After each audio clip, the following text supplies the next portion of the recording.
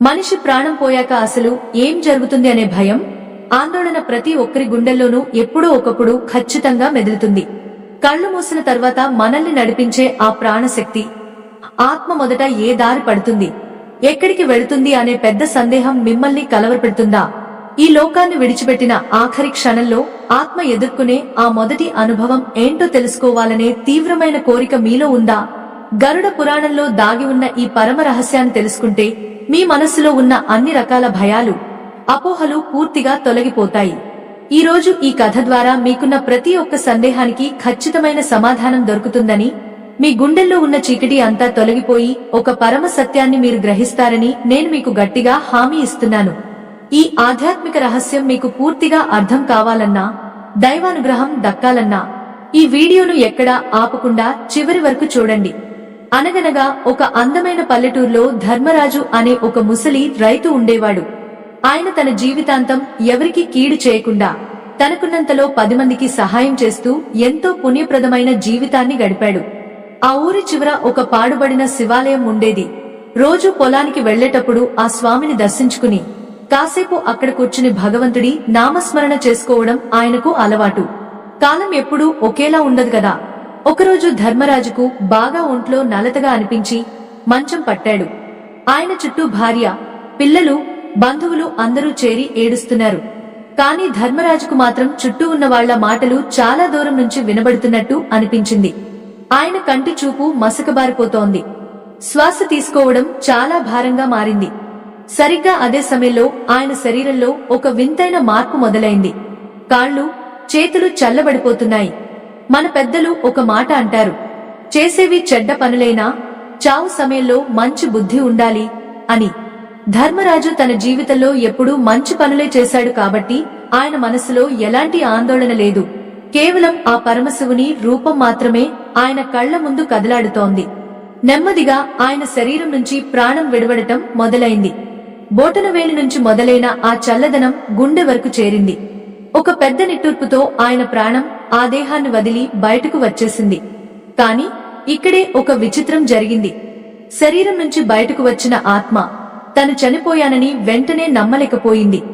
ధర్మరాజు ఆత్మ తన భౌతిక శరీరం వైపు, చుట్టూ ఏడుస్తున్న తన కుటుంబ సభ్యుల వైపు ఆశ్చర్యంగా చూసింది. తను వాళ్లని పలకరిస్తున్నా, భార్య భుజం పట్టుకుని పిలుస్తున్నా ఎవరికీ వినిపించడం లేదు. ఎవరికీ తను కనిపించడం లేదు. గరుడ పురాణంలో చెప్పినట్టుగా చనిపోయిన వెంటనే ఆత్మకు ఒక అంగుష్టమాత్ర శరీరం అంటే బోటనవేలు పరిమాణంలో ఉండే ఒక సూక్ష్మ శరీరం లభిస్తుంది. ఆ సమయంలో ఆత్మకు ఆకలి, దప్పిక ఏమీ ఉండవు. కాని మోహం బంధాలు ఇంకా పూర్తిగా విడిపోవు. తను బతికి ఉన్నప్పుడు సంపాదించిన ఆస్తులు, ఇల్లు, వాకిలి, భార్యాపిల్లల మీద ఉన్న మమకారం వల్ల ఆత్మ ఆ ఇంటి చుట్టూనే తిరుగుతూ ఉంటుంది. ధర్మరాజు ఆత్మ కూడా తన వాళ్లు పడుతున్న బాధను చూసి తట్టుకోలేకపోయింది. కాని అంతలోనే ఆ గదిలోకి ఒక అద్భుతమైన వెలుగు ప్రవేశించింది. ఆ వెలుగులో 2 యమదూతలు ప్రత్యక్షమయ్యారు. సాధారణంగా పాపులకు యమదూతలు భయంకరంగా కనిపిస్తారు. కాని ధర్మరాజు పుణ్యాత్ముడు కావడం వల్ల వాళ్లు ఎంతో శాంతంగా, ప్రశాంతమైన రూపంలో కనిపించారు. వాళ్లు ధర్మరాజు ఆత్మవైపు చూసి, ఓ పుణ్యాత్ముడా, నీ భూలోక యాత్ర ముగిసింది, ఇక నీవు మాతో రావాలి అని ఎంతో మృదువుగా చెప్పారు. ఆత్మకు ఈ కొత్త ప్రయాణం ఎటువైపు సాగుతుందో తెలియక కొంచెం కంగారు పడింది. అప్పుడు ఆ యమదూతలు ఆత్మను తీసుకుని ఆకాశ మార్గంలో ప్రయాణం ప్రారంభించారు. ఈ ప్రయాణంలో ఆత్మ మొదట ఎక్కడికి వెళుతుంది, అక్కడ దానికి ఎలాంటి దృశ్యాలు కనిపిస్తాయి అనే విషయాలు వింటే ఎవరికైనా ఒళ్లు గగుర్పొడుస్తుంది. యమదూతలు ఆత్మను తీసుకుని వాయు వేగంతో ఆకాశంలోకి దూసుకుపోతుంటే కింద భూమి చాలా చిన్నగా కనిపిస్తోంది. ధర్మరాజు ఆత్మ తన ఊరిని, తన పొలాలను దాటుకుంటూ వెళుతుంటే మనస్సులో ఎన్నో జ్ఞాపకాలు మెదిలాయి. కాని ఆ దూతలు ఏమాత్రం ఆగకుండా ఆత్మను ఒక వింతైన మార్గం వైపు నడిపించారు. అది అంత తేలికైన మార్గం కాదు. చుట్టూ దట్టమైన పొగమంచు, ఒక రకమైన నిశ్శబ్దం అలుముకుని ఉన్నాయి. ఆ దారిలో వెళుతుండగా దూరం నుంచి ఒక పెద్ద సభ లాంటి ప్రదేశం కనిపించింది. ఆ ప్రదేశం వైపు వెళుతున్న కొద్దీ వాతావరణం మరింత గంభీరంగా మారుతోంది. అసలు ఆ మొదటి రోజు ప్రయాణంలో ఆత్మకు ఎదురయ్యే ఆ వింత లోకం ఏంటి, అక్కడ ఆత్మకు ఏం చూపిస్తారు అనేది ఊహించుకుంటేనే ఒక కొత్త అనుభూతి కలుగుతుంది. ధర్మరాజు ఆత్మ యమదూతలతో కలిసి ఆ దట్టమైన పొగమంచును దాటుకుంటూ ముందుకు సాగింది. ఆకాశ మార్గంలో ప్రయాణిస్తున్న కొద్దీ భూలోకానికి సంబంధించిన శబ్దాలన్నీ పూర్తిగా ఆగిపోయాయి. కేవలం గాలి వీస్తున్న శబ్దం తప్ప అక్కడ మరేమీ వినబడటం లేదు. చుట్టూ ఉన్న ఆ నిశ్శబ్దం ఆత్మలో ఒక వింతైన వైరాగ్యాన్ని నింపింది. అంతలోనే ఆకాశంలో ఒక పెద్ద నక్షత్రం లాంటి వెలుగు ప్రకాశిస్తూ కనిపించింది. ఆ వెలుగుకు దగ్గరగా వెడుతున్న కొద్దీ అది ఒక అద్భుతమైన నగర ప్రవేశ ద్వారం అని ధర్మరాజుకు అర్థమైంది. ఆ ద్వారం దగ్గర ఎంతో మంది ద్వారపాలకులు కాపలా ఉన్నారు. వాళ్లు ఎంతో గౌరవంగా యమదూతలకు, వారితో ఉన్న ధర్మరాజు ఆత్మకు దారి ఇచ్చారు. ఆ లోపలికి వెళ్లిన తర్వాత అక్కడ కనిపించిన దృశ్యాలు చూసి ధర్మరాజు ఆశ్చర్యపోయాడు. అది యమలోకంలోని మొదటి విశ్రాంతి భవనం లాంటి ప్రదేశం. గరుడ పురాణంలో చెప్పినట్టుగా ప్రాణం పోయిన మొదటి రోజు ఆత్మను నేరుగా యమధర్మరాజు ముందుకు తీసుకువెళ్లరు. మొదట ఆత్మను యమపురికి సంబంధించిన వెలుపలి ప్రాంతానికి తీసుకువచ్చి అక్కడ భూలోకంలో తను చేసిన కర్మల తాలూకు ప్రాథమిక రికార్డులను పరిశీలిస్తారు. ధర్మరాజు ఆత్మ అక్కడ నిలబడి ఉండగా ఒక దేవదూత వచ్చి ఆయన చేసిన మంచి పనుల జాబితాను ఒక బంగారు పత్రంపై చదవడం ప్రారంభించాడు. ఆయన చిన్నప్పుడు ఒక ఆకలితో ఉన్న కుక్కకు అన్నం పెట్టిన దగ్గర నుంచి పెద్దయ్యాక ఊరి జనాల కోసం బావి తవ్వించిన విషయం వరకు ప్రతి ఒక్క చిన్న పుణ్యకార్యం అక్కడ స్పష్టంగా నమోదే ఉంది.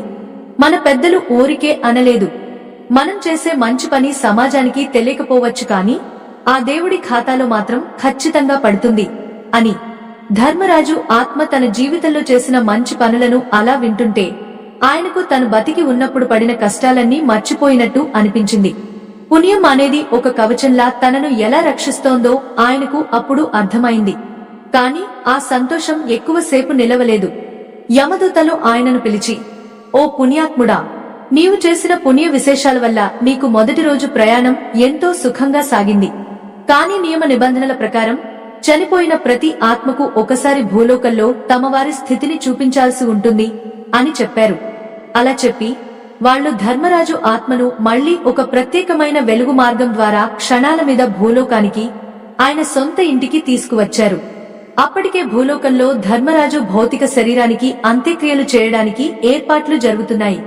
ఆయన చుట్టూ చేరిన బంధువులు, స్నేహితులు ఆయన గుణగణాల గురించి మాట్లాడుకుంటూ ఏడుస్తున్నారు. భార్య శోకసంద్రంలో మునిగిపోయింది. కొడుకులు తండ్రి ముఖాన్ని చూస్తూ కన్నీరు మున్నీరు అవుతున్నారు. తన శరీరం కట్టెలపై ఉంచడం, దానికి నిప్పు పెట్టడం అంతా ధర్మరాజు ఆత్మ కళ్లారా చూసింది. ఆ సమయంలో ఎంతటి పుణ్యాత్ముడికైనా సరే మమకారం అనేది ఒక్కసారిగా చుట్టుముడుతుంది. తన సంసారం, తన ఇల్లు, తను ప్రాణంగా చూసుకున్న పిల్లలు అందరూ కళ్ల ముందే ఉన్నా తను వాళ్లతో మాట్లాడలేకపోతున్నానే అనే ఒక పెద్ద ఆవేదన ఆత్మను వేధిస్తుంది. శరీరం బూడిదైపోయాక ఆత్మకు ఇక భూలోకంలో స్థావరం అనేది ఉండదు. ఆ కర్మకాండలు జరుగుతున్నంతసేపు, అంటే ఆ మొదటి కొన్ని గంటల పాటు ఆత్మ అక్కడే నిశ్శబ్దంగా నిలబడి ఆ దృశ్యాలన్నింటినీ గమనిస్తూ ఉంటుంది. బంధువులు ఇచ్చే పిండ ప్రదానాలు, తిలతర్పణాలు ఆ ఆత్మకు బలాన్ని ఇస్తాయి. ధర్మరాజు కొడుకులు భక్తి శ్రద్ధలతో శాస్త్రోక్తంగా చేస్తున్న కర్మలను చూసి ఆయన ఆత్మ కొంచెం తృప్తి చెందింది. కాని సరిగ్గా ఆ అంత్యక్రియలు ముగిసే సమయానికి భూమిపై సూర్యుడు అస్తమించాడు. చీకట్లు అలుముకున్నాయి. సరిగ్గా అప్పుడే యమదూతలు మళ్లీ ధర్మరాజు ఆత్మను సమీపించారు. ఇక సమయం అయిపోయింది, నీవు భూలోక బంధాలను తెంచుకుని మాతో రావాలి అని చెప్పారు. ఆత్మ తన ఇల్లు, వాకిలి వైపు ఆఖరిసారిగా ఒక చూపు చూసి భారమైన హృదయంతో యమదూతల వెనుక నడిచింది. ఈసారి ప్రయాణం మరింత వేగంగా, మరింత లోతైన అంతరిక్ష మార్గంలో సాగింది. అలా వెళుతుండగా దూరం నుంచి ఒక భయంకరమైన నది ప్రవహిస్తున్న శబ్దం వినబడింది.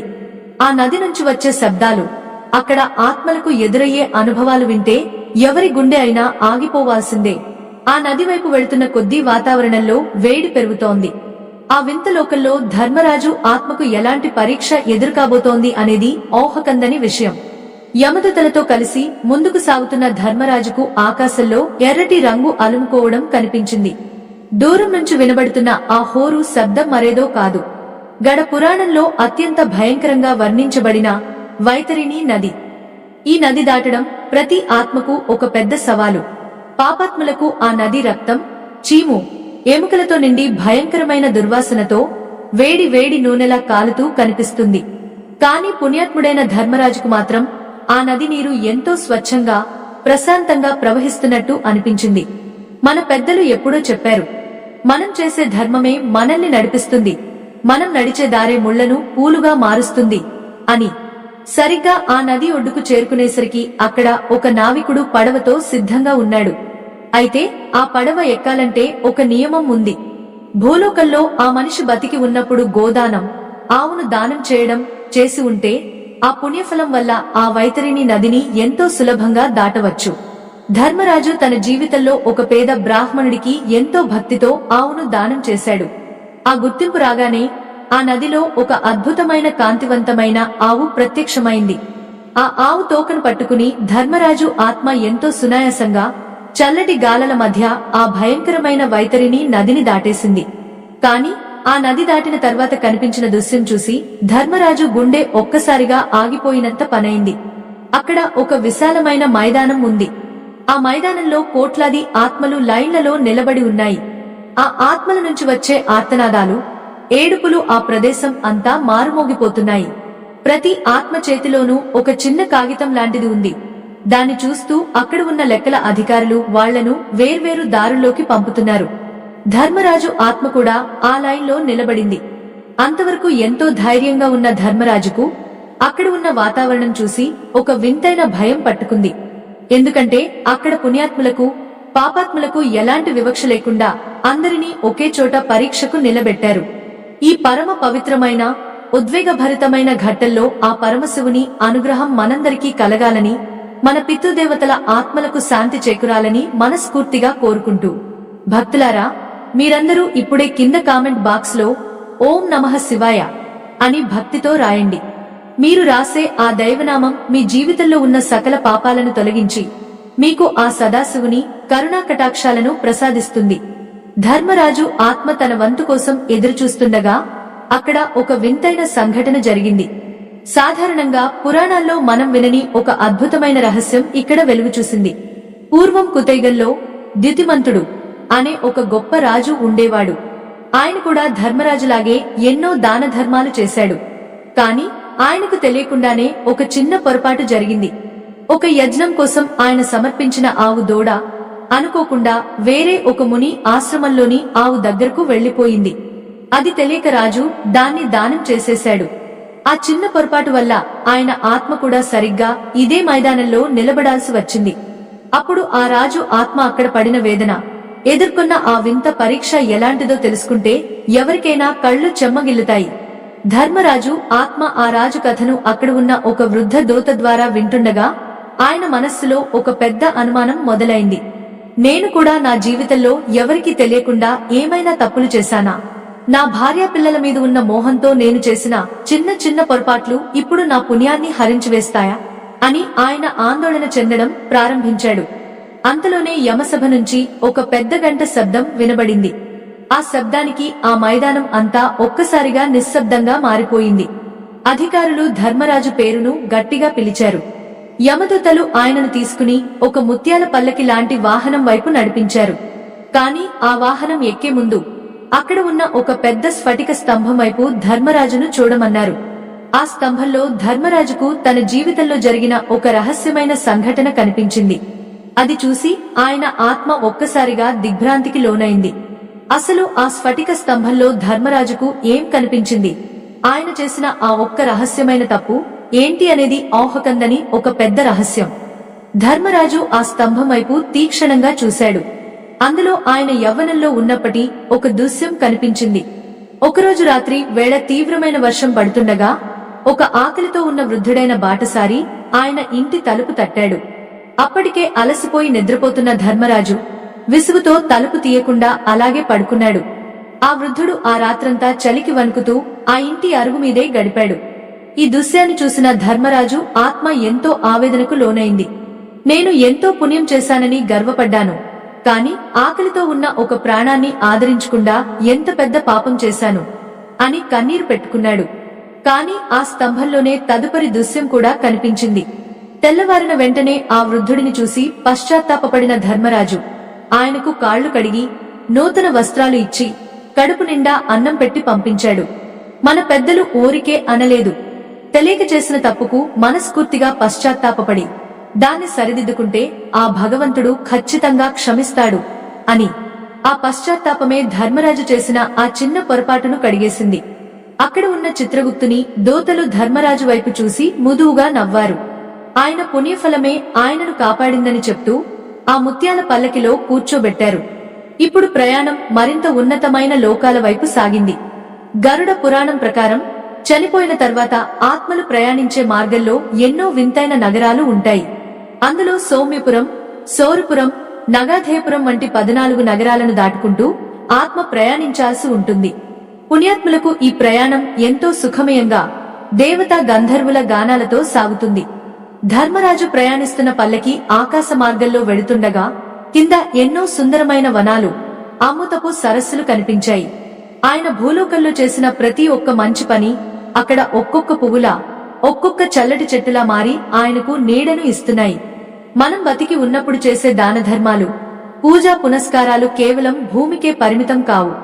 అవి మనకంటే ముందే పరలోకానికి చేరుకుని మన కోసం ఒక అద్భుతమైన మార్గాన్ని సిద్ధం చేస్తాయి. ధర్మరాజు ఆత్మ ఆ పల్లకిలో కూర్చుని ప్రకృతి అందాలను వీక్షిస్తూ భగవంతుని లీలలను తలచుకుని మురిసిపోయింది. ఈ సుదీర్ఘమైన ప్రయాణంలో ఆయనకు ఎక్కడా అలసట కాని, దాహం కాని వేయలేదు. భూలోకంలో ఆయన పిల్లలు పెట్టే మాసిక శ్రాద్ధాలు, ఇచ్చే తర్పణాలు ఆయనకు నిరంతరం శక్తిని అందిస్తూనే ఉన్నాయి. అందుకే హిందూ ధర్మంలో పితృకర్మలకు అంతటి ప్రాధాన్యత ఇచ్చారు. ప్రియమైన భక్తులారా, పురాణాల్లోని ఇలాంటి పరమ సత్యాలను, ఆధ్యాత్మిక రహస్యాలను మీ ముందుకు తీసుకురావడానికి మా సంస్థ ఎంతో కృషి చేస్తోంది. దేవాలయాల పునరుద్ధరణకు, పేద విద్యార్థుల చదువులకు మేము సహాయం అందిస్తున్నాము. ఈ సత్కార్యంలో మీరు కూడా భాగస్వాములు కావాలనుకుంటే కింద స్క్రీన్ పై కనిపిస్తున్న మా అధికారిక స్కానర్, క్యూఆర్ కోడ్ ద్వారా మీ శక్తి కొలది చిన్న విరాళాన్ని అందించి దైవానుగ్రహాన్ని పొందగలరని ప్రార్థన. మీరిచ్చే ప్రతి రూపాయి ధర్మ కార్యాలకే వినియోగించబడుతుంది. ధర్మరాజు ప్రయాణిస్తున్న పల్లకి అలా ఎన్నో లోకాలను దాటుకుంటూ చివరకు యమధర్మరాజు కొలువై ఉన్న ప్రధాన నగరమైన యమపురి ప్రవేశ ద్వారానికి చేరుకుంది. ఆ ద్వారం బంగారంతో నిర్మించబడి నవరత్నాలతో మెరిసిపోతోంది. అక్కడ ఉన్న కాపలాదారులు ధర్మరాజుకు ఎంతో గౌరవంగా స్వాగతం పలికారు. పల్లకి దిగిన ధర్మరాజు ఆత్మ నెమ్మదిగా ఆ విశాలమైన సభామందిరంలోకి అడుగుపెట్టింది. ఆ సభ మధ్యలో కోటి సూర్యుల ప్రకాశంతో చేతిలో కాలదండాన్ని పట్టుకుని యమధర్మరాజు భీకరంగా కాకుండా ఎంతో శాంతమూర్తిగా కొలువై ఉన్నాడు. ఆయన పక్కనే జీవుల పాపపుణ్యాల లెక్కలను రాసే చిత్రగుప్తుడు కూర్చుని ఉన్నాడు. ధర్మరాజు ఆత్మను చూడగానే యమధర్మరాజు తన సింహాసనం నుంచి లేచి నిలబడ్డాడు. ఒక మహారాజుకు ఇచ్చే మర్యాదతో ధర్మరాజును ఆహ్వానించాడు. ఆ దృశ్యం చూసి ధర్మరాజు ఆశ్చర్యపోయాడు. నరకపు యాతనలు ఇచ్చే యమధర్మరాజు ఇంత శాంతంగా ఉంటాడా అని ఆయన అనుకున్నాడు. అప్పుడు యమధర్మరాజు గంభీరమైన కంఠంతో, ఓ పుణ్యాత్ముడా, నీవు భూలోకంలో ధర్మాన్ని తప్పకుండా జీవించావు. నీ కర్మలన్నీ పవిత్రమైనవి అని చెప్పాడు. అలా చెప్తూనే చిత్రగుప్తుని వైపు చూసి ధర్మరాజుకు కేటాయించిన ఆ ప్రత్యేకమైన లోకాన్ని చూపించమన్నాడు. చిత్రగుప్తుడు ఒక పెద్ద మ్యాప్ లాంటిదాన్ని తెరిచి చూపించాడు. అది చూసిన ధర్మరాజు ఆత్మ ఒక్కసారిగా ఆనందంతో పులకించిపోయింది. అసలు ఆ మ్యాప్ లో ధర్మరాజుకు ఏం కనిపించింది, ఆయనకు దక్కిన ఆ ఉన్నతమైన లోకం ఏంటి అనేది తెలుసుకోవడం ఎంతో విశేషం. చిత్రగుప్తుడు తెరిచిన ఆ పవిత్రమైన పత్రంలో ధర్మరాజుకు నక్షత్ర మండలాల కంటే ఎంతో ఎత్తులో ఉన్న ఒక అద్భుతమైన లోకం కనిపించింది. అది మరేదో కాదు, పుణ్యాత్ములు మాత్రమే చేరుకోగలిగే స్వర్గలోకం. అక్కడ నిత్యం పారే అమృత నదులు, కల్పవృక్షాలు, కామధేనువులు, ఎల్లప్పుడూ వికసించి ఉండే పారిజాత పుష్పాలు కనిపించాయి. ఆ లోకంలో వృద్ధాప్యం కాని, రోగాలు కాని, మనస్తాపాలు కాని ఏమీ ఉండవు. అక్కడి దేవదూతలు ధర్మరాజును ఆ లోకానికి తీసుకువెళ్లడానికి ఒక దివ్యమైన విమానంతో సిద్ధంగా ఉన్నారు. మన పెద్దలు ఎప్పుడూ ఒక అద్భుతమైన మాట చెప్తారు, భూమి మీద మనం విత్తిన మంచి విత్తనమే పరలోకంలో మహావృక్షమే మనకు అమృత ఫలాలను ఇస్తుంది అని. ధర్మరాజు చేసిన నిష్కామ కర్మలు, ఆయన నడిచిన ధర్మ మార్గమే ఆయనకు ఈరోజు ఇంతటి ఉన్నతమైన స్థానాన్ని సంపాదించి పెట్టాయి. యమధర్మరాజు ధర్మరాజు వైపు చూసి ఎంతో ముదువుగా, ఓ ఉత్తమ పురుషుడా, నీవు భూలోకంలో ఉన్నప్పుడు నీ స్వార్థం చూసుకోకుండా 10 మంది ఆకలి తీర్చావు. నీవు చేసిన గోదానం, అన్నదానం నిన్ను ఈరోజు యమలోకపు కఠినమైన దారుల నుంచి రక్షించి నేరుగా దేవలోకానికి అర్హుడిని చేశాయి. నీవు సంతోషంగా ఆ విమానం ఎక్కి నీ పుణ్యఫలాన్ని అనుభవించు. అని ఆశీర్వదించాడు. ధర్మరాజు ఎంతో వినయంతో యమధర్మరాజుకు, చిత్రగుప్తునికి చేతులు జోడించి నమస్కరించాడు. ఆయన మనస్సులో ఉన్న భయాలు, ఆందోళనలు అన్నీ పూర్తిగా కరిగిపోయాయి. చనిపోయిన తర్వాత ఆత్మ మొదట ఎక్కడికి వెళుతుంది అనే ప్రశ్నకు ఆయనకు ప్రాక్టికల్ గా సమాధానం దొరికింది. ఆత్మదేహాన్ని వదిలిన మొదటి క్షణం నుంచి యమపురి చేరుకుని తన కర్మల ఫలితాన్ని పొందే వరకు జరిగే ఈ ప్రయాణం కేవలం ఒక మనిషి చేసిన పాపపుణ్యాల మీదే ఆధారపడి ఉంటుందని ఆయనకు స్పష్టంగా అర్థమైంది. ధర్మరాజు ఆ దివ్య విమానం వైపు అడుగులు వేశాడు. ఆ విమానం చుట్టూ అప్సరసలు నిలబడి పూల వర్షం కురిపిస్తున్నారు. ఆయన విమానంలో కూర్చుని ఆకాశ మార్గంలో స్వర్గలోకం వైపు ప్రయాణం ప్రారంభించాడు. యమలోకం క్రమంగా కిందకు వెళ్లిపోతోంది. అంతరిక్షంలో ప్రయాణిస్తుండగా చుట్టూ ఉన్న నక్షత్రాలు ఆయనకు ఎంతో దగ్గరగా దీపాలాగా కనిపించాయి. కాని ఈ ప్రయాణంలో కూడా ఆయనకు ఒక వింతైన అనుభవం ఎదురైంది. స్వర్గలోకపు సరిహద్దులకు చేరుకుంటున్న సమయంలో ఒక్కసారిగా ఆకాశంలో ఒక పెద్ద మేఘ గర్జన లాంటి శబ్దం వచ్చింది. ఆ శబ్దానికి విమానం ఒక్క క్షణం పాటు గాల్లోనే ఆగిపోయింది.